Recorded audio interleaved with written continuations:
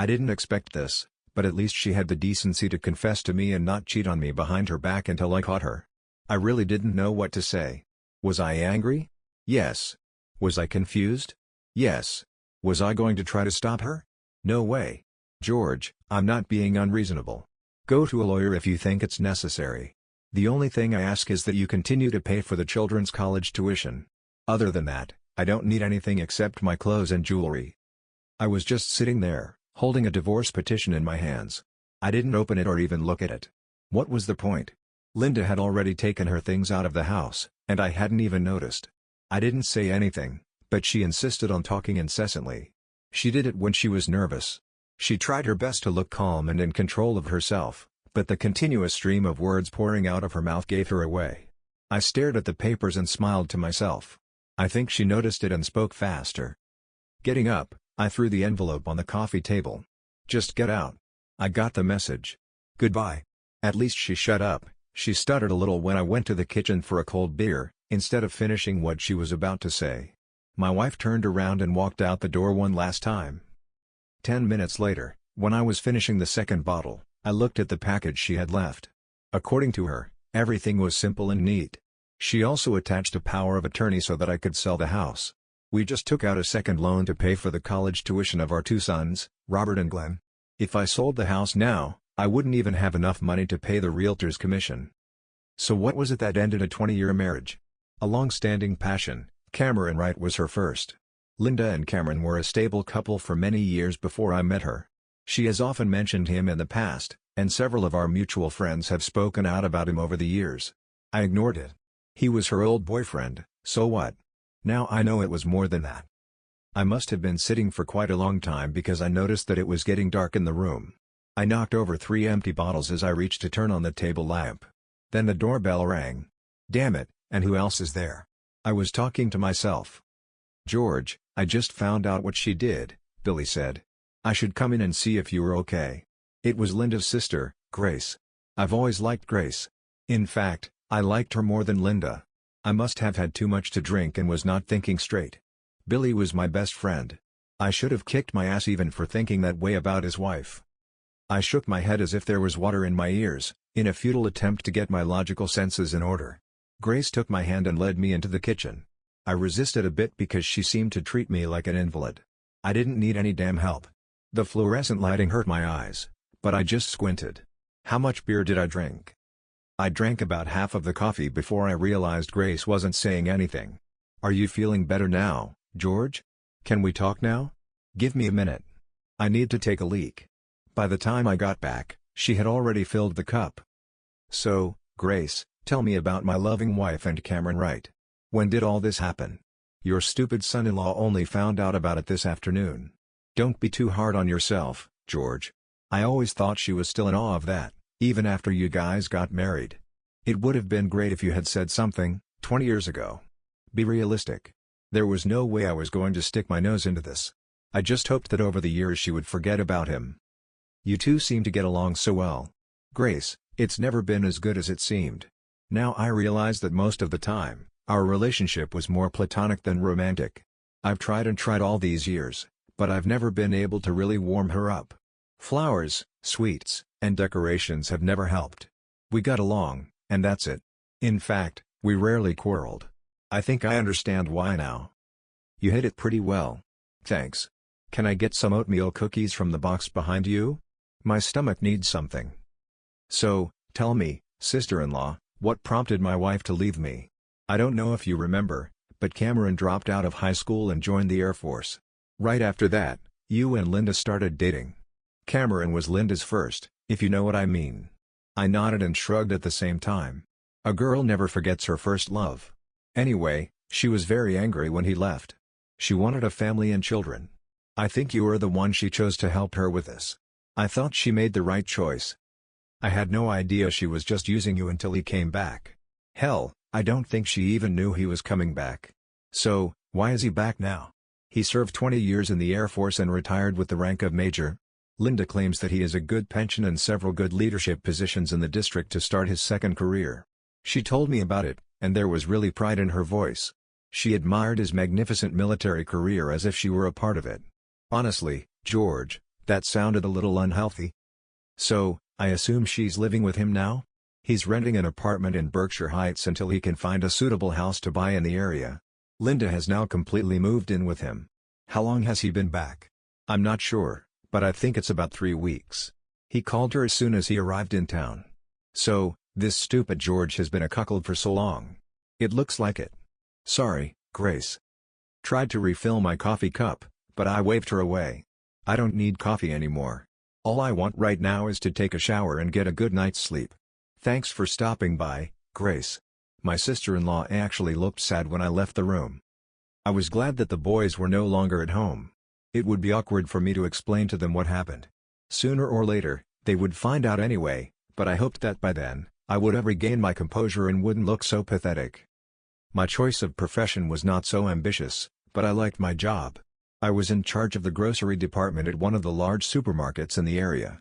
The company has been trying to get me to be a manager for the last 10 years, but I didn't want long hours and a lot of responsibility. It didn't matter anymore. Early the next morning, I called my district supervisor and informed him that I was now ready to move on. The same day, I was assigned to run a new store about 15 kilometers from home.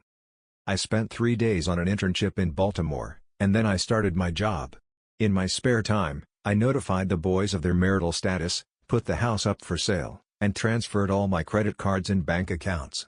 Linda's car was registered in her name, but the insurance was under my policy. The emphasis on the word was, launching a new store took a lot of time. Time for me I didn't mind because it distracted me from thinking about my personal problems. Everything was pretty orderly in the company, so most of the difficulties I faced were easily solved. The corporation invited several professional employees who opened stores to stay with us for the first 2 weeks. It was a great help. They have trained most of the new store employees. Half of the staff were experienced and transferred from other stores in the area. I was satisfied with this job and my ability to do it. In the blink of an eye, everything was settled, everything was under control, and going smoothly. So, I had time to attend to my personal affairs. Since I was planning to rent a small apartment next to the store, I started getting rid of everything in the house that I would no longer need. I just gave away most of it. There were several agencies in the area that were ready to take almost everything that I was ready to part with. Of course, the first thing I did was get rid of the marital bed. I got a lot of satisfaction from getting rid of the wedding and family photos. I do have a small collection of photographs of boys. Billy called and insisted that I come to his house next Sunday for a cooking class. He promised me that Linda wouldn't be there. He also wanted to bring me up to date on the status of Cameron Wright, a local war hero. It wasn't much of a cooking class. 2 teenage daughters, Billy and Grace, appeared but quickly disappeared. In fact, it was just an opportunity for Billy and me to chat. Grace spent most of the day giving us cold beers and cleaning up after what Billy had cooked. "Okay, Billy, what do you know about Mr., or should I say, Major? Wright?" "All I know, George, is that he distributes in the Hall of Veterans of Foreign Wars. Cameron and Linda came a couple of times a week. He's all Tribune and Gladiator." The guys seem to understand this, but I think they're just impressed because it's new blood. Hell, most of the guys who come there are over 60, and what does my loving wife do when he loudly declares? Linda usually just stands next to him and smiles. She looks proud to be with him. She never did that when we were together. "Damn it, George, you're not a great war hero." Billy couldn't help but laugh when he said that, but I didn't find it funny. "George, he wears a baseball cap with the insignia of a major embroidered on the front. He even has a tag on the front of the car with this golden oak leaf. He does his best to give everyone the impression that he was a high-ranking officer." There was something wrong with Major. I finished my beer just as Grace appeared with a couple of fresh bottles. "Billy, Cameron didn't even graduate from high school. How did he become an officer? If I remember correctly, they canceled that old Mustang program years ago. To get an officer's rank nowadays, you need to have a degree. How did this fool get a college degree when he didn't even have the sense to get a high school diploma?" "That's a good question. I don't have an answer." "Did he really join the Veterans Club?" "Yes, he joined the first week after his return." "Can you get a copy of his application for admission?" "No problem. Why did you ask?" "I just want to check something. I'll bring it to you next week."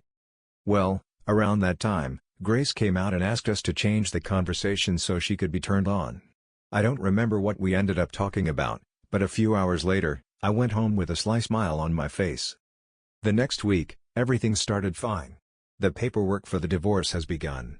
I had 3 serious people looking at the house, and the realtor was optimistic. Everything went smoothly at work until Thursday when I arrived. Maria Sanchez was waiting for me in my office. Maria Sanchez was the supervisor on my harvesting team from midnight to 8 a.m. Maria was promoted and transferred to a new store from the other side of the city. All I knew about her was that she was hardworking. Everyone agreed that she deserved a promotion and a raise. If I had lost Maria, I would have had a little problem that I would not want to deal with. It was difficult to get people to work the night shift, and it was almost impossible to find good ones. "I hope you're not here to complain about anything, Mrs. Sanchez." She smiled but seemed a little nervous. "I'm not really complaining, Mr. Templeton, but I need help." "Go on, I'll do what I can." "I have 2 sons, 15 and 16 years old. They both work part-time after school. They have to catch the school bus at 7 a.m., but they barely make it sometimes. When I come home after 8 o'clock, they're still in bed. They are not lazy, they're just tired. I need to run them in the morning if you know what I mean." "Do you want a salary increase so that they don't have to work?" "No, not at all. They work to earn money for their studies. They're both doing well at school, but I have to get them there." "What do you expect from me?" "Help." I found it interesting that she wasn't whining. She was a serious woman who led a close-knit team but had problems with her own children. I laughed a little at the situation and was rewarded with a sharp response. "This is not funny, Mr. Templeton. If you can't figure out how to help me, I'll just have to find another job." "That's funny, Mrs. Sanchez. You lead a group of people at night who would take any chance to get out if they could. They don't do it because they work for you, and you wouldn't put up with it. How come you let 2 little boys take advantage of you? Where is their father when all this is happening?" Now I've really pissed her off. She started to get up with fire in her eyes. For a second, I was afraid that I might have lost her. "You're an arrogant bastard, Mr. Templeton. Everyone said you were smart and fair. It looks like they were wrong. I didn't come here to be insulted. Calm down and sit down. I have a possible solution." She sat down again, but she didn't look too happy about it. "I'm going to change your work shift. You'll start at 11 o'clock. This will give you time to prepare the inventory for the night crew when they arrive at 12 o'clock. You will work until 6 o'clock, when the first of the day shift managers arrives. He will be on duty at the end of your shift. You'll have plenty of time to get home, take your boys to school, and maybe even make them breakfast." "That's good, except for one small problem. I need at least 38 scheduled hours to keep my health insurance. I can't afford to lose my insurance." She was right, but I'm not done yet. "Do you go to church, Mrs. Sanchez?" "Damn it, here you go again. You really know how to make a person lose their temper. What the hell does my church-going habits have to do with my job?" "You certainly have a temper, Mrs. Sanchez. I would appreciate it if you would calm down a bit until I'm done and stop calling me Mrs. Sanchez. I'm not married." "I suppose you also have a witty remark about this." I was getting annoyed with this woman. I sighed, leaned back in my chair, and immediately fell backwards for a moment. I just stared at the ceiling. I was amazed at how cheap the fixtures looked. I heard her giggle as she looked over my desk. I was lying on my back, acting like a little frog, and she was laughing softly at me. She put her hand to her mouth to hide her smile. "I'm sorry." I was embarrassed by my clumsiness, and she was amused by it. It was hard for me to pull myself together when I got up. "If I can't call you Mrs. Sanchez, what should I call you?" "Maria?" "Just Maria." "Maria, I have 2 leaders, both Southern Baptists, neither of them will be working on Sunday mornings. So eventually, I'll have to find someone. I want you to work from 6 o'clock to noon on Sunday. It will give you extra hours, but it doesn't matter anyway. It's important to me." "You pay extra for family health insurance, is that true?" "Yes, for $80 a month. Both my boys are insured too." "Maria, I'm going to raise your salary.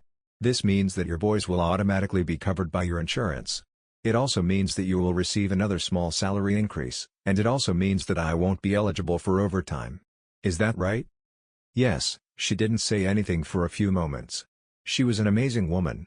Her hair was dark but not quite black, however, her eyes were as black as coal. She didn't seem to have an ounce of fat on her. In fact, she looked a little haggard. I was trying to determine what type of figure she was hiding under her work clothes when she answered, "Good, I agree, but I don't know anything about being a supervisor during the day. I've never had to work with clients." "Don't worry about it. I'll work the first 4 shifts with you. There's no way you can ruin everything. That's how my relationship with Maria Sanchez began. It was stressful to say the least, and at that moment, I never would have thought it would become serious. I expected her to stay for 6 hours on Sunday morning, but in the end, we worked until late at night. She insisted on knowing everything she would be responsible for. I had nothing else to do, and I enjoyed her company. There was a short article in the Sunday newspaper about a fundraiser at the local American Legion chapter. Major Cameron Wright was photographed in full uniform next to my loving wife. I can honestly say that I have never seen her as proud as she is in this photo. You'd think she deserved the damn medals herself. I didn't talk to Billy until Monday evening. Grace called me at work and insisted that I come for spaghetti. How could I refuse? Billy had a copy of Cameron's application to join the Veterans Club, as well as a copy of his discharge papers. I told him about the photo in the Sunday newspaper, and he promised to also get me the forms from the American Legion mail. Grace accidentally heard at the beauty salon that Cameron had applied for membership in the Liberty Keys Country Club. Linda and I tried to join once but were refused. I didn't care, but Linda was crushed. Grace said it appeared Cameron's statement had been largely approved in advance. It's been a slow week. I had already found a small apartment and usually went there right after work and drank at least 3 bottles of beer, and sometimes more. The rental price included cable TV, so I wasn't completely bored. Next week, I will have an internet connection via DSL. The week ended on a positive note when I found an invitation to dinner with Maria and her 2 sons on my desk. I already had her address and phone number, but she gave them to me anyway. I felt awkward, and it could very easily be interpreted as a violation of the company's relationship policy. Just in case, I called my boss in Baltimore and explained it to him. After receiving his blessing, I felt much better about the whole situation. I bought a bottle of wine to take with me but had no idea what to take with me for the boys. I was a little worried about meeting Maria's sons, but after they found out that I have 2 sons who are already in college, the evening became much more pleasant. Poor Maria found herself staying away from most conversations. I tried to get her involved several times, but in the end, she made a face at me as if to say that I shouldn't worry about it. She seemed pleased that I got along with Armand and Martin. The evening ended too quickly, and we didn't have time to open the wine. That Sunday, I spent about 2 hours with Maria when she started her first real shift as a supervisor. I got the feeling that she couldn't wait to see me leave so she could fly on her own. It was a good sign for me. She promised to call me if she had any problems. She also asked me to come to dinner that night. Armand and Martin mysteriously disappeared after dinner, leaving Maria and me alone. I helped her wash the dishes after dinner, and we were finally able to open that bottle of wine. The conversation was awkward at first, with the exception of dinner on Friday. Everything between Maria and me was strictly professional. She looked a little crestfallen when I explained that our relationship could cause problems but quickly mentioned that she was sure it was a small thing that would not be difficult for me to solve. Although I didn't bring up the subject, Maria must have felt the need to explain her marital status. She lived with the boy's father in Tucson, and one day he just disappeared. She lived there for 3 years, but he never returned. Her brother worked as a bricklayer in the Philadelphia area and convinced her to move in with him and his family. Eventually, she got her own place and has been working to improve the boys' lives ever since. She has never been married. As soon as I finished my story about marital grief, the bottle of wine was empty. Even though the topics of conversation were disgusting, I still enjoyed the time I spent with Maria. We stretched out the evening for several hours, so drinking wine was not a problem. When it was time for me to go home, everything was pretty normal, both at work and in my personal life. One evening, Billy came to me with information from the American Legion Post. We had a couple of beers and tried to figure out what to do now that we had the whole backstory. A few bottles of beer turned out to be too many, and Grace eventually came to pick up her drunken husband. I was late for work the next morning, but no one complained because I was the boss, and I usually came early. Friday morning brought another unexpected surprise. 3 vice presidents of the company came. They took a cursory walk around the store, but it all seemed a little fake. Everything became much clearer when we took a break for lunch. Obviously, there was an acute shortage of managers in supermarkets, or so it seemed to me. Even before the dinner was over, I was offered the position of regional supervisor responsible for 6 stores within a radius of 50 kilometers. The salary and benefits associated with this position were more than I could ever have imagined. Of course, I agreed. My deputy at the store was also pleasantly surprised when I handed over all the cases to him. I left him with the only request: don't mess with Maria. He winked at me, and I smiled to show that we were on the same page. Maria, of course, was unhappy when she saw me leave the store, but she was pleased that I got a promotion. I invited her to a delicious dinner, which I think can be called our first real date. The boys were thrilled that we spent the evening together. It was also the first time I saw her dressed and tidied up. She was amazing. She seemed to take my promotion a little better when I told her that I would still work and live in the immediate vicinity. On the other hand, she didn't like to hear that I had to go to Baltimore for 2 weeks of study. I had lunch with Billy and Grace on Sunday. We celebrated my good fortune, and I tried my best not to drink that evening. I planned to make a short trip to Maryland to be fresh for my first day of training. Billy wanted to know what I planned to do with Cameron and Linda. I told him that it would have to wait until I was done and settled into my new position. Maria and I talked on the phone every day, and sometimes twice. I felt like a teenager. She asked me about all the training sessions, and I made her tell me what was going on in the store. I always asked her about the boys. She seemed to appreciate the fact that I was interested in them. There are a lot of responsibilities in my new job that I didn't expect. Participation in the life of the community was important. I was expected to join as many civic and community organizations as possible, including the local country club. I smiled when I was informed that my position in the company guarantees me recognition almost everywhere I turn. Life was good. The first weekend, I went home and saw Maria twice. I got my first kiss, but I felt a little awkward since technically I was still married. She hesitantly asked me about the kiss and laughed a little at my explanation. She was teasing me a little bit and I think she liked it. I know I liked it. The company rented a small office in one of the local business complexes and fully equipped it, including a secretary. They had done this before and it was noticeable. I was ready to start full-time work on the very first day. On my desk, among other things, was my application for full membership in the Liberty Keys Country Club. All I had to do was it and pick up my membership card. I decided that this would be the first thing. I was wearing a new suit and I was driving my new company car. Everything was wonderful. I strutted into the lobby of the club until I saw Linda. She was standing with several other ladies, dressed in a cute little tennis suit. I didn't even know she played tennis. Suddenly, the pain and humiliation of what she had done to me returned. I lost my swagger and self-confidence just by seeing her. Unnoticed, I tried to walk past the group. Everything was working fine until I heard one of the ladies ask, "Wasn't it your husband who just came in?" I didn't turn around. There was a low murmur as I handed the employee my form. He disappeared into the back room while I stood waiting for something unpleasant to happen. I knew this was going to happen. It would have been nice to prepare a witty quip, but my mind was empty. "George, what are you doing here? It's just for the participants. You know, you're not going to try to join again, are you?" I really wanted to embarrass her in front of her new friends, but I couldn't bring myself to do it. "Hi, Linda. You look good. A beautiful outfit. Is it new? I didn't know that you play tennis." I was babbling. Something I wanted to be smart and witty, but it just wasn't there. A string of silly statements was a good indicator of how nervous I was. That, in itself, was awkward. "I'm taking lessons, George. I've always wanted to play tennis, but we've never been able to afford it." All I could do was smile. "You really shouldn't be here, George. I'm very uncomfortable. It's members only. You know." I was still smiling when the clerk returned to the counter. "Here you are, Mr. Templeton. Your membership card, locker key, and a copy of the club rules. Welcome to the Liberty Keys County Club, sir." I silently nodded my thanks to him and turned to leave. Linda stood there with a confused expression on her face. I grinned and said nothing more as I walked back through the lobby of the club.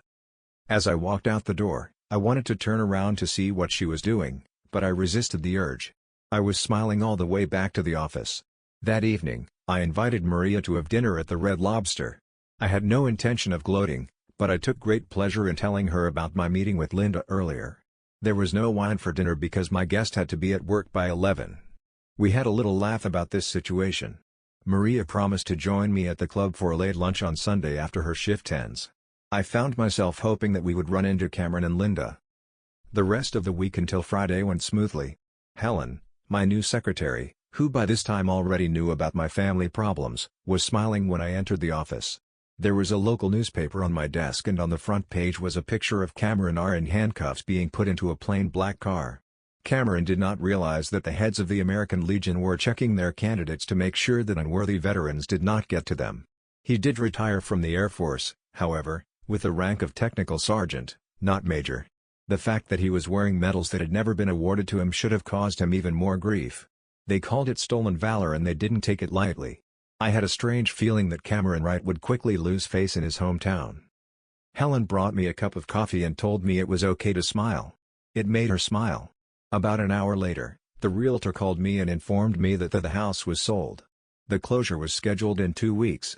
Just when I thought it couldn't get any better, my final divorce papers arrived in the mail. Good old Cameron pulled some strings with some of his new friends and completed the paperwork faster than usual. I didn't think they were friends anymore. The day and the week were coming to an end. Billy stopped by to see my new office, but what he really wanted to tell me was that Linda had moved in with him and Grace. He wasn't home yet, so the only information he had was what he got on the phone when Grace called him. He wasn't thrilled with his new guest, but he was thrilled with what had happened. Billy didn't put up any resistance when I took him to the local bar on the corner to celebrate. While I was treating, I called Maria at home before she left for work and told her the good news. I think she was in the same high spirits as me. Billy came and dragged me out of bed on Saturday. He knew how to control himself better than I did. We went to a cafe to have a buffet breakfast and drink much-needed coffee. While we were eating, I got the latest news about the situation with my ex-wife. Her car was returned to the store.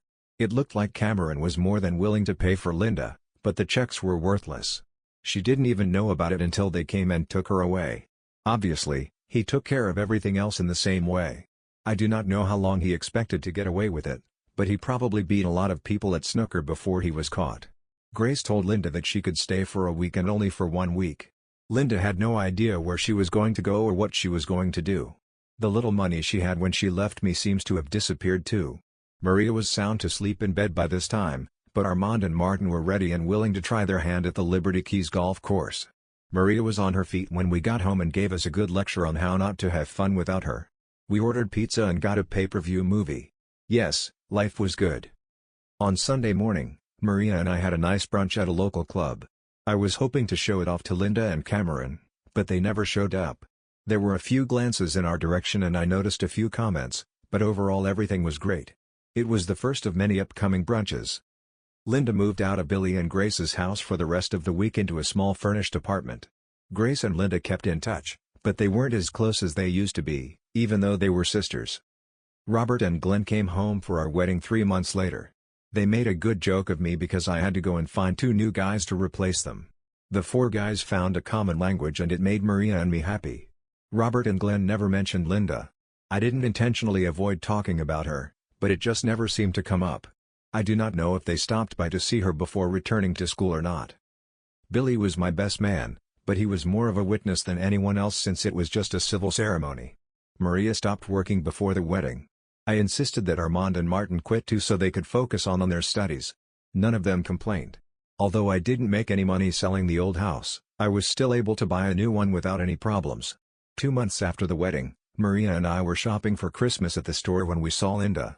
She worked at the customer service desk at the front of the store, dressed in a uniform, khaki trousers and a red shirt. She seemed to have lost weight. She looked up and noticed that Maria and I were looking in her direction. We watched as she turned and entered the office behind the counter. It was not our intention to embarrass her. She's been through enough. Maria and I left the store and have been shopping elsewhere ever since.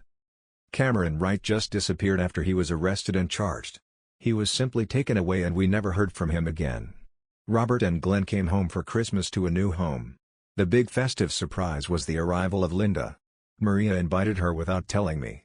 An awkward situation arose for a few moments at first. I was annoyed, but then I realized that it was a very noble and brave step on Maria's part. Confrontation was necessary for all of us to come to an end. I never forgave Linda for what she did, but just knowing that she was aware of what she had lost made the situation better.